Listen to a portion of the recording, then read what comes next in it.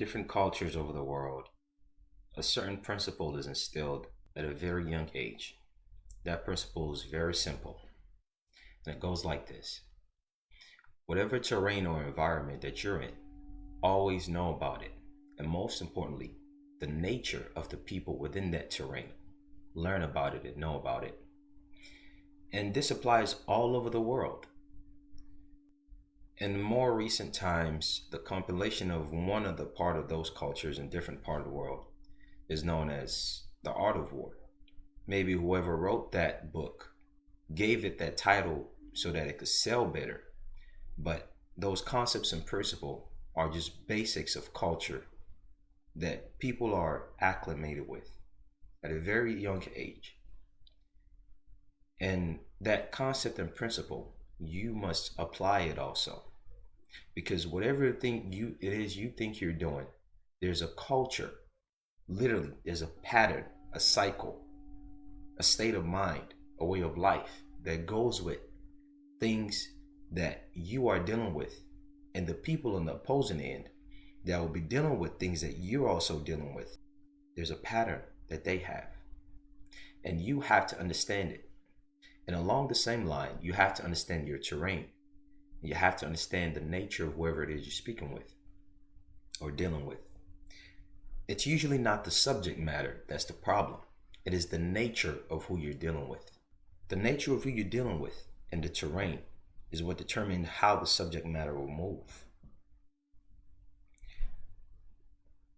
And if you don't understand the terrain and the subject and the nature of who you're dealing with, you usually will find yourself a little bit of more bumps than you ought to have.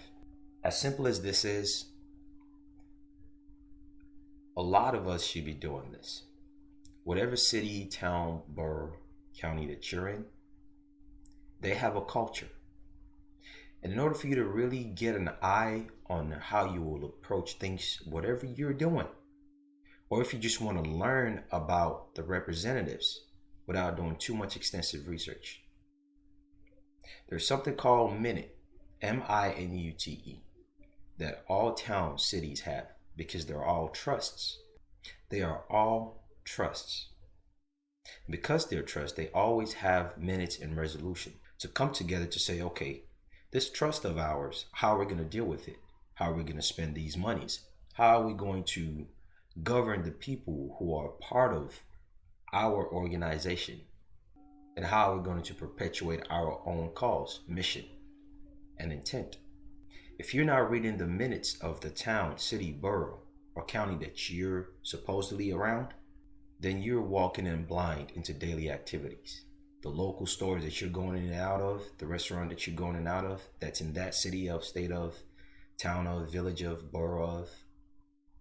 Every minute that that town, city, village, borough are engaging in is affecting how those commercial activities that you're interfacing with every day function. The signs in the street, whether something is deteriorated or whether they fix a certain pothole in the street, it's all in the trust minute of that city, that town, that village, that borough. And if you're not reading it, there's no way that you can make a change around you. There's no way that you will understand your terrain. There's no way you can understand the state of mind, the nature and the culture that's going on around you. For instance, we're going to go over different cities in different states. This is St. Louis, one of the biggest cities, if not the biggest cities in Missouri. And they have a trust minute online.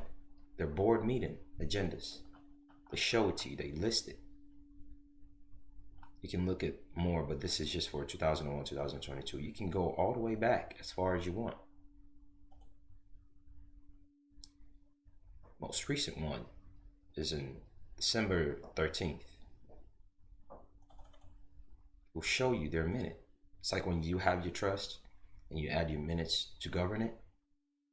Yeah, they have theirs also. You see the names of the people who are the trust board members. You want to hold someone liable. You want to send some notice to certain people when it comes to certain things. And these are also some of the subtleties when people say they don't want to pay utility bills. They don't want to pay garbage bills, all that. The right people that you send it to that you will not find on Google are right here in the trust minutes. Certain things that you send, having a general knowledge of how things work. This is it. Whenever they hire new police, they put it in a trust minute. When they fire one, they put in a trust minute. Before they build something or destroy something, they put in a trust minute. They create resolutions of it. They create bills. It's like how the United States Congress will have their resolution before passing bills and stuff like that. They have it here also. If they're doing anything unconstitutional, because these municipal codes that they pass really don't apply to you, and it's important. And if you don't keep an eye on it, they will trespass on you, and before you know it, it might be too late. If you really want to make a change, start with your local government. Get an eye on the minutes, their trust minutes. See how they operate. Maybe that might help you know how you will operate. They put it out here. Read it. Read the one for your local area. Here's one for Youngstown, New York. Their most recent one is November 10, 2021.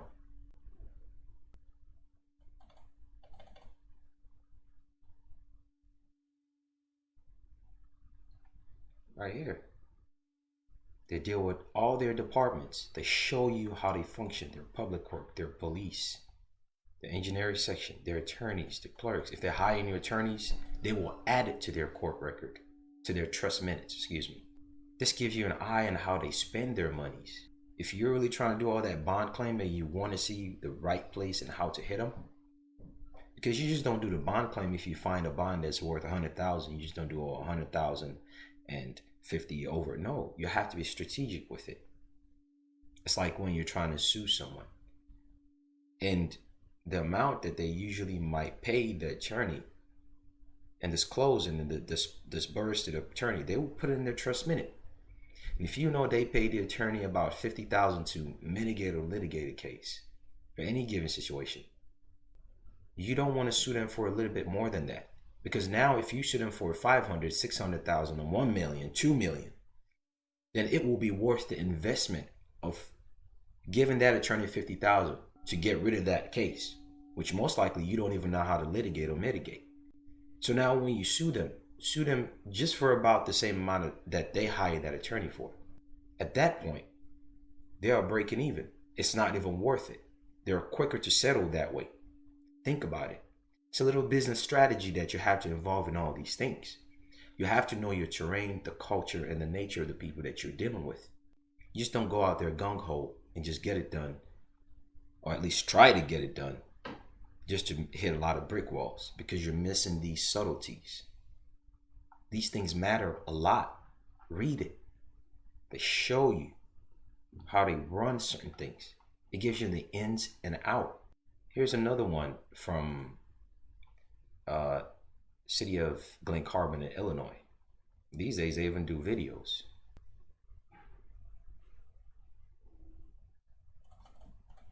Here's the minute. Show you exactly what they're doing, what they're approving, who they're hiring. They show it to you. They don't hide these things to you. You must know your terrain. You must know the environment that you're dealing with. Just take 5-10 minutes out in a week just to go over the local city or village or borough that you're at, or even the county. Get familiar with how they run things. Get familiar with how they spend the tax money of the people. Get familiar with how they get grants. These board minutes will tell you how much money that they're getting from state and federal. You want to know who's funding who and how certain things are going? You want to know how to structure your freedom of information request to get certain things? Read the board minutes. Know your terrain. Know the nature of who you're dealing with. Know how monies are spent.